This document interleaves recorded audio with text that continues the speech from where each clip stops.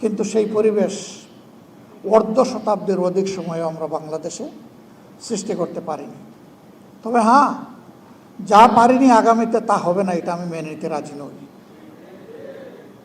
এই না পারার ইতিহাস থেকেই আমাদেরকে পেরে ওঠার ইতিহাস তৈরি করতে হবে ইনশাআল্লাহ। আমাদের গুড়াগলদ, আমাদের শিক্ষা ব্যবস্থা না নৈতিক না বৈষয়িক কোনো মানের ধারে কাছেও নাই। এই শিক্ষা ব্যবস্থায় মানুষের মেধার অপচয় হয়, সময়ের অপচয় হয়, অর্থের অপচয় হয়। এই সময়, এই অর্থ, এই মেধা বিনিয়োগ করে প্রিয় দেশ আরও উন্নত, দক্ষ, সোনার মানুষ তৈরি করতে পারত, কিন্তু সে পরিকল্পনাটাও নাই। আর থাকবে কেন ভাই? এই পরিকল্পনার দায়িত্বে যারা আছেন তাদের সন্তানেরা তো এই দেশে লেখাপড়া করে না।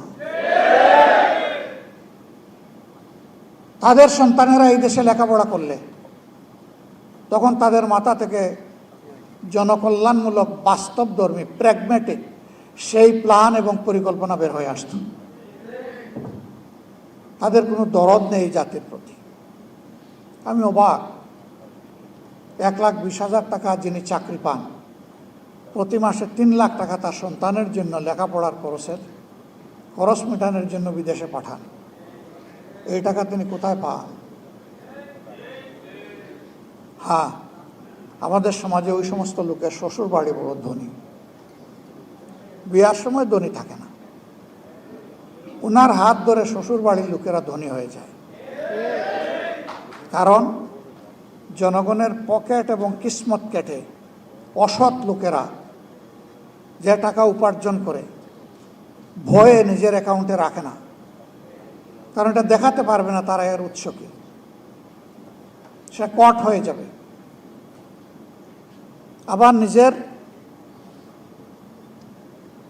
পিতৃপক্ষের যে আত্মীয় স্বজন আছে তাদের নামেও লেখে না, কারণ ঘরের ভিতরে প্রধানমন্ত্রী অনবরত তাকে উৎসাহিত করেন শ্বশুর বাড়িকে ভাগ্য পরিবর্তনের জন্য। অনেকেই কেঁদে কেঁদে জীবনের এক পর্যায়ে এসে বলেন, আমার আমটাও গেল, আমার সালাটাও গেল। যাদের কাছে তারা আমানত হিসাবে রাখেন তাদেরকেও একটু রিস্ক নিতে হয়। তো তাদের সুবিধাজনক সময় তারা বলে, মিয়া সাহেব, আপনার যান বাঁচানোর জন্য আপনার বোঝা তো আমার ঘাড়ে রেখেছিলেন, আমি আপনাকে চিরতরে ওই বোঝার দায় থেকে মুক্তি দিয়ে এই বোঝা আমি কবুল করে নিয়েছি, এটি এখন আমার দায়, যেহেতু আমি নিয়েছি মালিকানাটাও আমাকে দিয়ে দেন, এদিকে আর ফিরে তাকাবেন না। মানসিক ভারসাম্যহীন হয়ে, অপদস্থ হয়ে দুনিয়ায় বাকি জিন্দেগিগুলো তাদেরকে কাটাতে হয়। সম্মানিত ভাইয়েরা, কি হবে এত সম্পদ দিয়ে? খোলা আসমানের নিচে গিয়ে আপনি যদি আসমানকে স্পর্শ করার জন্য হাত উপরের দিকে বাড়ান, আপনি নিঃসন্দেহে ব্যর্থ হবেন, আপনি আসমান স্পর্শ করতে পারবেন না। কিন্তু আপনি যদি নিচের দিকে হাত প্রসারিত করেন, অবশ্যই মাটিতে গিয়ে আপনার হাত ঠেকে যাবে, আপনি মাটি স্পর্শ করতে পারবেন। মানব জীবনের দুটি অবস্থার যে কোনো একটা হতে পারে। হাউ মাচ আই নিড, আমার কত কিছু প্রয়োজন, এইটার কোনো হিসাব কেউ জীবনে মিলাতে পারে না এবং পারবে না। এরকম ঊর্ধ্বাকাশের দিকে যারা লোভ লালসা নিয়ে তাকাবে, ওদের লোভ কবরে যাওয়ার আগে পূরণ হবে না। আদম সন্তানের লোভের পরিসমাপ্তি ঘটবে কবরের মাটি দিয়ে, এর আগে নয়। যারা লোভী আর যারা ডেডিকেটেড, যারা দেশপ্রেমিক, যারা সামাজিক দায়িত্বকে আমানত মনে করে, তাদের সংজ্ঞাটা অন্যটা। তাদের সংজ্ঞা হাউ মাচ আই নিড নয়, তাদের সংজ্ঞা হচ্ছে without what I can do, কত কিছু ছাড়া আমার চলে আমি দেখব, আমি একটা সাদামাটা জীবনযাপন করব। আমার জীবনে চলাফেরায় আভিজাত্য কিংবা জৌলস থাকবে না। 10টা সাধারণ নাগরিক যেমন চলে, আমার জীবনটাও তেমন চলবে।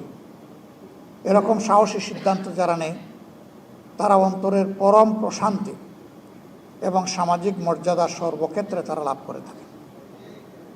এটা ঠিক, কিছু মানুষ সামনে এসে তাদেরকে সেলিউট দেবে না, কিন্তু অসংখ্য মানুষ অন্তরের ভিতর থেকে তাদের জন্য দোয়া করবে।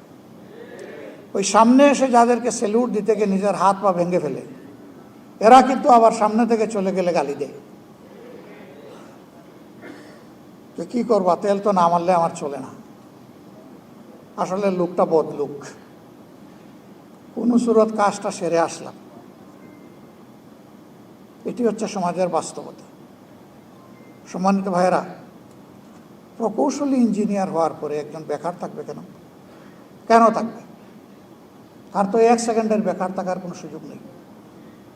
এখানে দুটি সমস্যা, একটা হচ্ছে আমাদের সামাজিক পরিবেশ, আরেকটা হচ্ছে আমাদের মানসিক পরিবেশ। প্রথমটাই মূলত দায়ী, প্রথমটার জন্যই মানসিক সমস্যা তৈরি হয়। সমাজে সেই পরিবেশ না থাকার কারণে। সবাই একটা সমাজে চাকরিজীবী হলে চাকরি দিবে কে?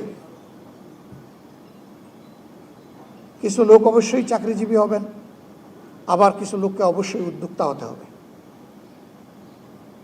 মনে কেউ কোনো কষ্ট নেবেন না। আমার একটা বাস্তব অবজারভেশন আজকে তুলে ধরতে চাই। বাংলাদেশের টেকনিক্যাল এডুকেশন দুইভাবে বিভক্ত। একটি হচ্ছে যেগুলাকে আমরা প্রকৌশল বিদ্যা বলে থাকি, ইলেকট্রোমেকানিক্যাল ইঞ্জিনিয়ারিং, এবং এর সাথে রিলেটেড যে শিক্ষা। আরেকটা হচ্ছে অ্যাগ্রো বেসড এডুকেশন, যেটাকে আমরা এগ্রিকালচার শিক্ষা বলে থাকি। বাংলাদেশে আমাদের গর্বের একটি বিশ্ববিদ্যালয় আছে, বুয়েট। একটাই ছিল আমাদের সময়। এরপরে ক্রমান্বয়ে আরও ইঞ্জিনিয়ারিং বিশ্ববিদ্যালয় তৈরি হয়েছে, কলেজ তৈরি হয়েছে। আগে কোনো বেসরকারি ছিল না, এখন বেসরকারি হয়েছে। যারা কৃষিবিদ একটু নীরবে চিন্তা করে দেখুন, তারা তো কম বেশি এই দেশকে দিয়েছেন। তারা প্রোটিনের অভাব পূরণের জন্যে মৎস্য এবং পশুপালন এই দুই খাতে তাদের মেধাকে বিনিয়োগ করার কারণে জাতি এখান থেকে সরাসরি বেনিফিট পাচ্ছে। ফসল এবং ফল উৎপাদনে তাদের রিসার্চগুলো জাতিকে সরাসরি এখন বেনিফিট দিচ্ছে। যদি এই ক্ষেত্রে তারা এগিয়ে না আসতেন, বাংলাদেশের মানুষের পেট বিদেশের কাছে ইজারা দিতে হতো। আমি তাদেরকে ধন্যবাদ জানাই। রিসার্চে আরও যদি তাদেরকে উৎসাহিত করা হয়, লজিস্টিক দিয়ে, পর্যাপ্ত ফান্ড দিয়ে, দেশ আরও বেশি উপকৃত হবে ইনশাল্লাহ। কিন্তু আমরা যদি মেধার দিক থেকে দেখি, এইচএসসি পাশ করার পরে আমাদের সময় ট্রেন্ড ছিল প্রথমে বুয়েটে যাবে, না পাইলে মেডিকেলে আসবে, এরপরে এগ্রিকালচারে যাবে, তারপরে জেনারেল এডুকেশনে যাবে, এবং সেখানে প্রায়োরিটি বিশেষে ঢাকা বিশ্ববিদ্যালয়। এই ছিল তখনকার ট্রেন্ড। আন্ডার গ্র্যাজুয়েশনে মানুষ কেমনে কোন দিকে ঢুকবে।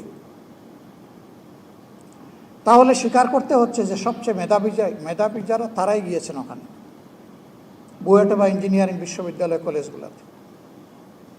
এই মেধাবীর কাছে কি এই জাতির কোনো কিছু পাওনা নেই? কিন্তু আমরা কি দেখি? আমরা দেখি যে কার্যত একবার একটা মিশুক আবিষ্কার করা হয়েছিল, ওইটা সাস্টেইন হয়নি। ওটাকে দেখলে মনে হতো যে কোন সময় আবার আসমানে উড়া দেয়। খুব হালকা পাতলা একটা যান, পিছনের দিকে লেখা থাকতো, আমি ছোট, আমাকে ধাক্কা দিবেন না।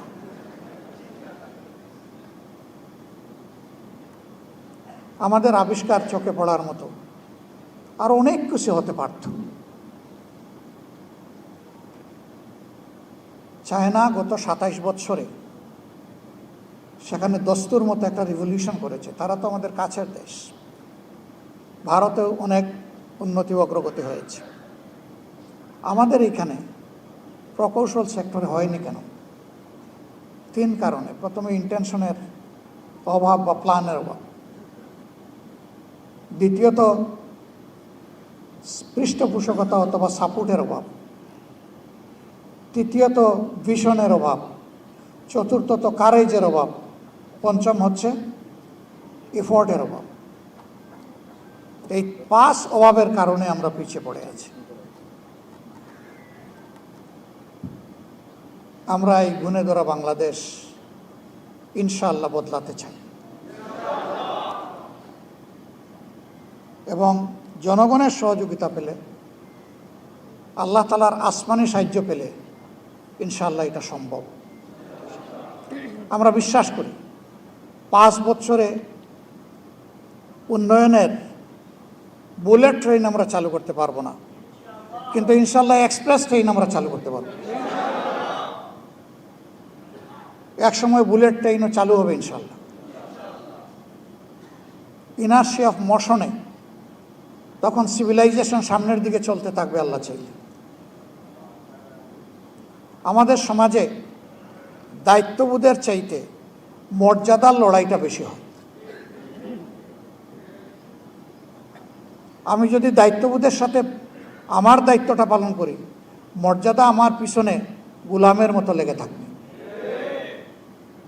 দুনিয়ার মানুষ মর্যাদার চিন্তা করে না।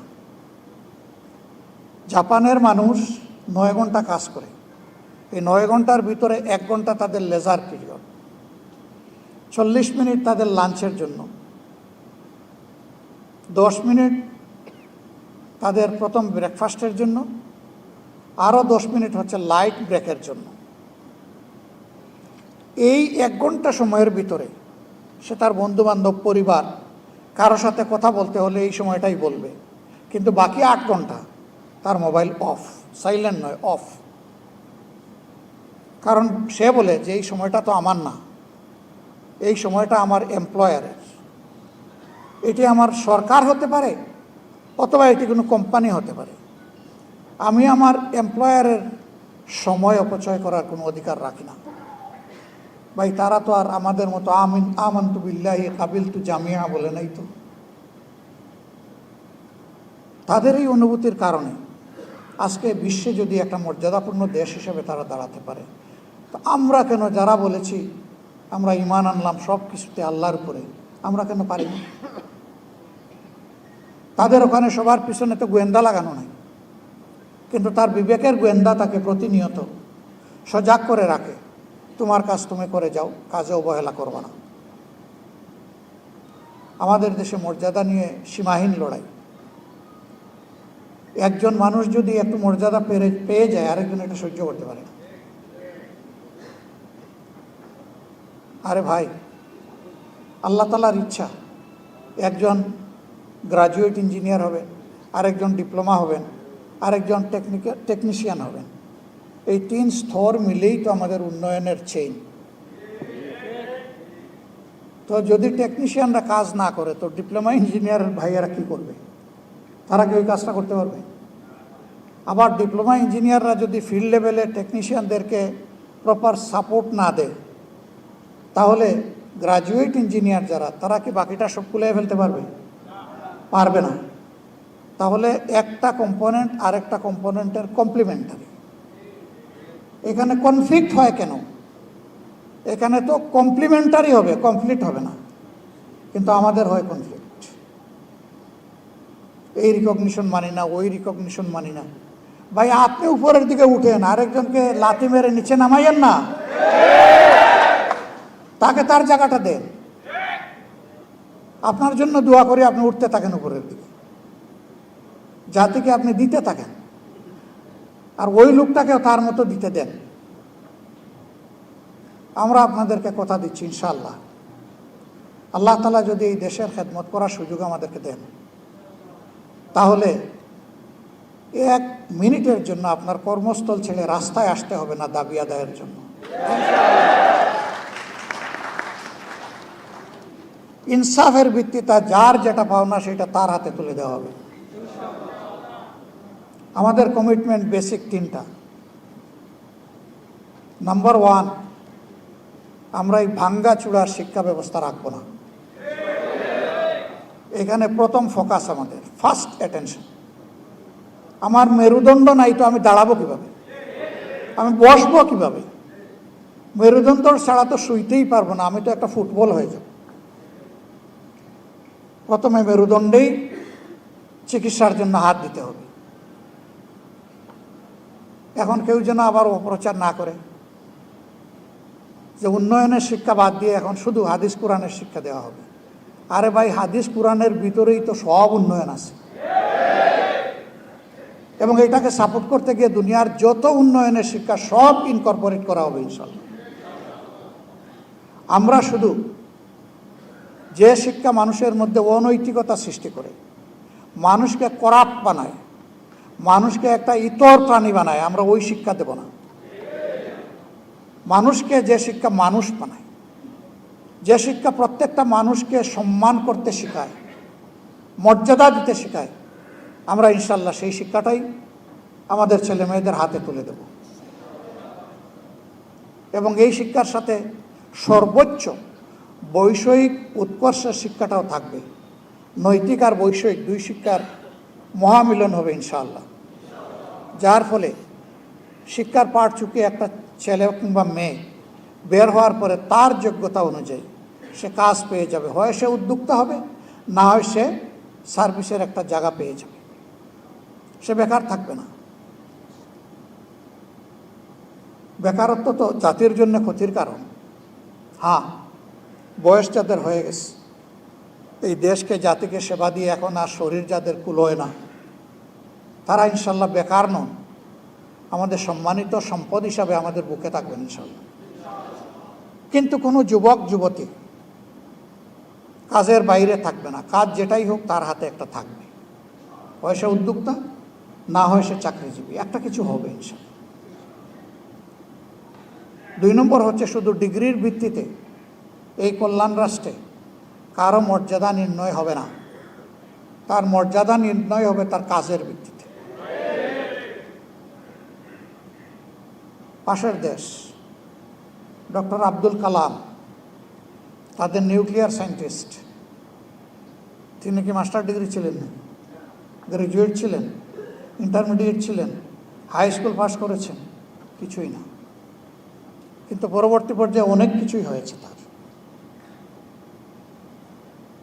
সেই জাতি তো তাকে সম্মান দিয়েছে। কী জন্যে? তার কন্ট্রিবিউশনের জন্য, তার অবদানের জন্য, তার কাজের জন্য। সমাজে যারাই সমাজকে মন উজাড় করে দিবেন তারা ইনশাল্লাহ সম্মানিত হবেন। বাকিরা তাদের থেকে শিক্ষা নিয়ে নিজের দুর্বলতা কাটিয়ে উঠবেন। এইভাবে সমাজের চাকা আলহামদুলিল্লাহ সমান্তরাল দ্রুত স্পিডে সামনের দিকে যাবে। আমাদের দ্বিতীয় অঙ্গীকার, আমরা দুর্নীতির জড় কেটে দেব ইনশাআল্লাহ। এই কথা শুনে আবার অনেকের বুকে ধড়পড় শুরু হয়েছে, বাবা আমার তো চলেই এ দিয়ে। কোনো এক সার্ভিসের একজন লোক, তিনি প্রতিদিন খুব হাসি খুশি মুখে আসেন পরিবারের কাছে ফিরে। একদিন তার মুখটা বড় ভারী। জীবনসঙ্গিনী জিজ্ঞেস করলেন, কি গো, কি হয়েছে আজকে মুখ তো ভারী? কয় কপাল খারাপ। মানে? কয়ে যে আমার এই সমস্ত আকাম কুকামের কারণে আমার তো চাকরি চলে গেছে। তো বলে, আরে মিয়া রাখো, তোমার চাকরিতে কত, আসল তো তোমার মফস্বল। বলে গো সখী, চাকরিও নাই মফস্বলও নাই। চাকরি চলে গেলে আর মফস্বল থাকে না। সম্মানিত ভাইয়েরা, এরকম যারা মফস্বল নির্ভরশীল, মফস্বল বলতে আমি কি বুঝাতে চেয়েছি নিশ্চয়ই আপনারা বুঝেন, তারা চিন্তায় পড়ার কোনো কারণ নেই। তো কেন চিন্তা করবেন? ওই যে বললাম না, অবৈধ সম্পদ কোথায় লুকাবে তাই নিয়ে বড় পেরেশান। সুস্থ মানুষটির হয় ডায়াবেটিস, হাজার জাতের মেটাবলিক ডিসঅর্ডার হয়, তার রাতের ঘুম হয় না, কোনো ঔষধে কাজ হয় না, ছটফট করে, অশান্তি। ওই যে অবৈধ সম্পদ কিভাবে এটা বুক করবে আর কিভাবে এটাকে প্রোটেক্ট করবে, না সেদিন এটার আর কোনো ভয় থাকবে না। আপনি যা পাবেন তাই যে সম্মানজনকভাবে আপনি চলবেন। তবে এটাও তো ঠিক যে আপনি আপনার জায়গায় ঘুষ খান, কিন্তু এই সমাজে আরও 20টা 100টা জায়গায় আপনাকে যেতে হয়, ওই জায়গাগুলোতে আপনাকেও ঘুষ দিতে হয়। তো আপনি খাবেনও না, দিবেনও না, অ্যাকাউন্ট আপনার ঠিক থাকবে ইনশাল্লাহ। এর সাথে আপনি মর্যাদা পাবেন। হ্যাঁ, এটাও দেখতে হবে যে সার্ভিসের ডেপথ এবং ওয়েট যত, সেই সার্ভিসে তাকে বেতন কাঠামোটা সেইভাবে সমন্বয় করতে হবে। মনে করেন পুলিশ 24 ঘন্টা ডিউটি, কখন দাগ পড়ে ঠিক নাই, অস্ত্র হাতে আসে, আবার তার প্রতিপক্ষের হাতে অস্ত্র আছে, তাকে কিন্তু জীবনের ঝুঁকি নিয়ে এই দায়িত্ব পালন করতে হয়। কিন্তু তাকে যদি ফকিরের ভিক্ষা বেতন দেওয়া হয়, তাহলে সেই ঝুঁকি নিতে যাবে কেন? তাকে তো সম্মানিত করতে হবে। এটা করা হয় না বলেই এই সমাজে আজকে কোনো শান্তি নাই। কারণ বেড়াই তো সব দান খেয়ে ফেলছে, প্রোটেক্ট করবে কে? আর এই রোগ এমন যে এটা ছোঁয়াছুঁয়ের রোগ, একজনের কাছ থেকে আরেকজনের মাঝে প্রপাগেট করে। এটা যদি উপড়ে ফেলা হয়, এখন বাংলাদেশের যে জিডিপি, আলহামদুলিল্লাহ জাম দিয়ে এটা মিনিমাম ডাবল হবে। এরপরে এর বেনিফিট সারা জাতি পাবে। নগাঁও থেকে একটা ট্রাক, 3 টনি ট্রাকে কারওয়ান বাজারে সবজি নিয়ে আসতে আর 2750 টাকা ঘুষ দিতে হবে না। গতকালকার পত্রিকায় আমার মতো আপনারাও দেখেছেন বিভিন্ন জায়গায় কি পরিমাণ ঘুষ দিতে হয়, কাদেরকে দিতে হয় সেইটা ওখানে বর্ণনা করা হয়েছে। তবে সৎসাহসের অভাব ছিল। রাজনৈতিক এরা কারা, এদের পরিচয়টা বলা হয়নি, ওটা বলে দেওয়া দরকার ছিল। আমি হলে আমার নামও বলে দেন, অসুবিধা কি? জাতি জানুক কে সে, তাহলে এই দুর্বৃত্তরা অন্তত ভয় পেত। কিন্তু ওই রকম ইনডিরেক্ট রিপোর্টে ভাই বড় কোনো কাজ হয় না। মিডিয়ার ব্যক্তিরা এখানে আছেন, আমি বলবো আসল জায়গায় হাত দেন আপনারা। সাদাকে স্পষ্ট করে সাদাই বলবেন, কালোকে কালো বলবেন। সেই কালো আমি হলে আমাকেও ছাড় দেবেন না। তাহলেই মিডিয়ার যে স্লোগান, যে মিডিয়া হচ্ছে জাতির দর্পণ, ইয়েস, এটা ফুলফিল হবে। আর সাংবাদিক হচ্ছেন জাতির বিবেক। এই দুই জিনিস সোনায় সোহাগায় সমন্বয় হয়ে যাবে ইনশাআল্লাহ। আমি জানি অনেক অবৈধ চাপ আপনাদেরকে বিব্রত করে। 70 রিপোর্ট ছাপার পরে ভীম রুলের চাকে ডিল মারা সমান হয়ে যায়। এখানেই তো সাংবাদিকতার মজা। ওই ভীম রুলের কামড় সহ্য করে যিনি সাংবাদিকতা করতে পারবেন, তিনিই সঠিক সাংবাদিক। আমি বলি রাজনীতিবিদদের 2টি কলজা লাগে, আর সাংবাদিকদের লাগে 3টা।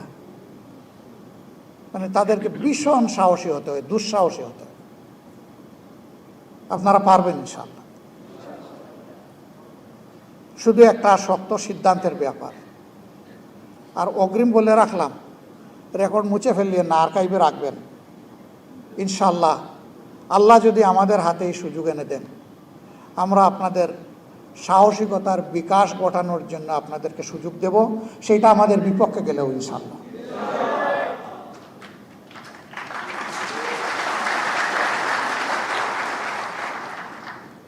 সমাজের 2 ক্লাসের মানুষকে 4 দিক থেকে দেখতে হয়, 4D ডাইমেনশন।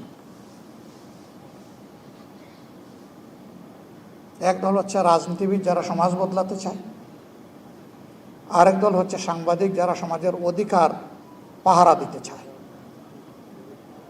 তারা একদিক থেকে দেখলে ইনসাফ কায়েম করতে পারবেন না এবং দেখাটা পূর্ণাঙ্গতা পাবে না। আবার 4 জন সাংবাদিক মিলে 4 দিক থেকে দেখলেও হবে না, একজনকেই ঘুরে ঘুরে 4 দিক দেখতে হবে। যেমনটি রাজনৈতিক নেতৃবৃন্দকে দেখতে হয়। অবশ্যই এখনকার রাজনীতি ভিন্ন, এখন নিজেকেও দেখা লাগে না, একবার বুকের দিকে তাকাইলেই চলে। মানে আমিই তো, আর কি?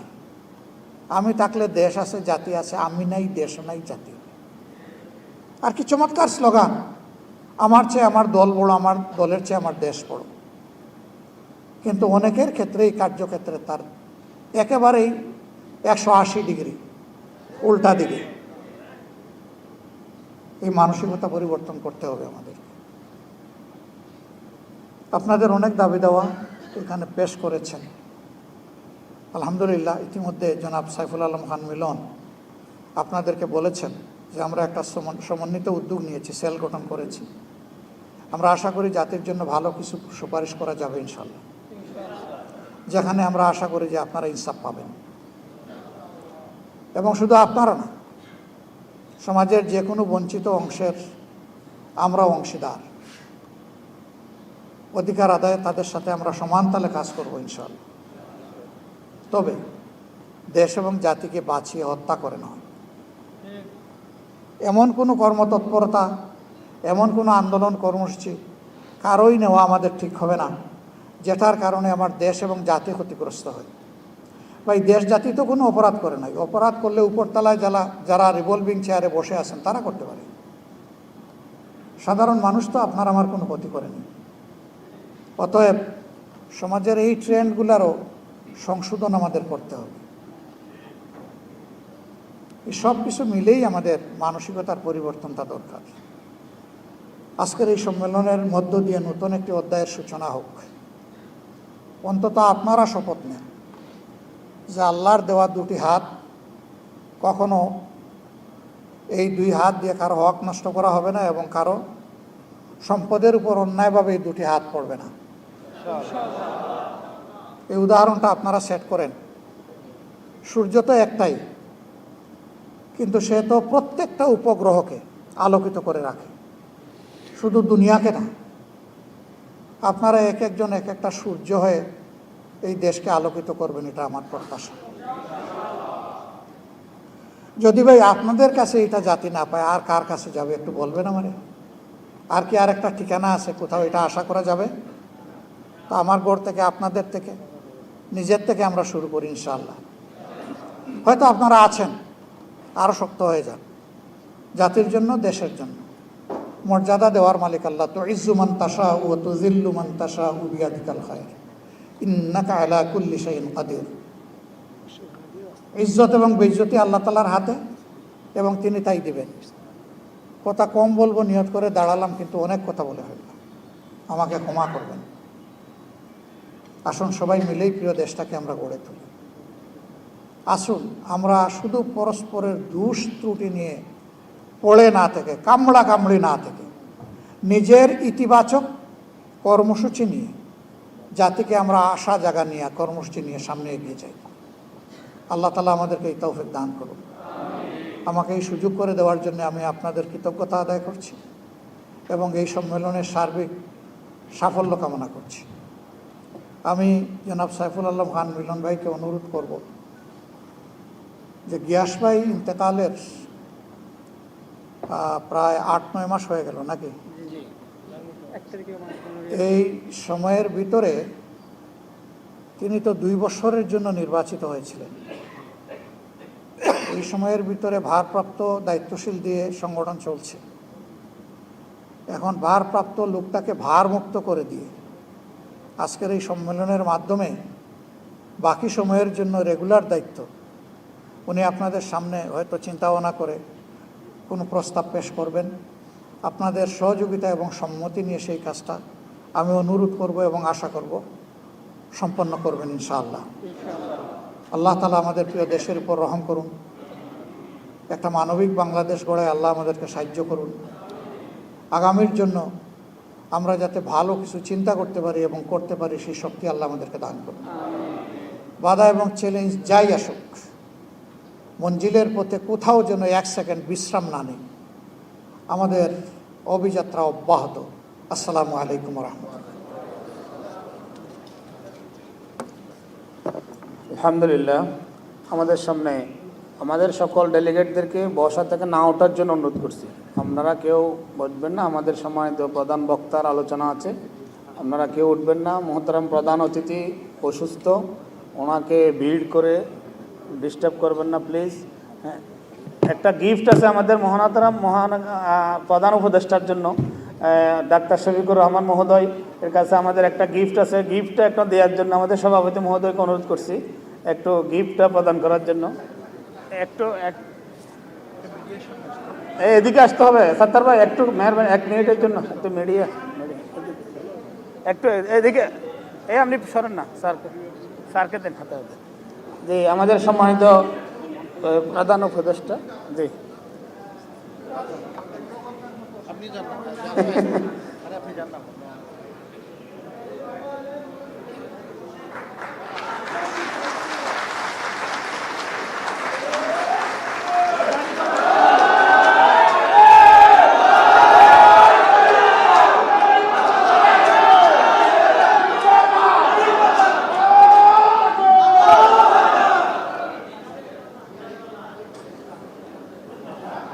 আলহামদুলিল্লাহ। এই পর্যায়ে আপনাদের সামনে আজকের অনুষ্ঠানের সম্মানিত প্রধান বক্তা, মজলুম জননেতা, যাকে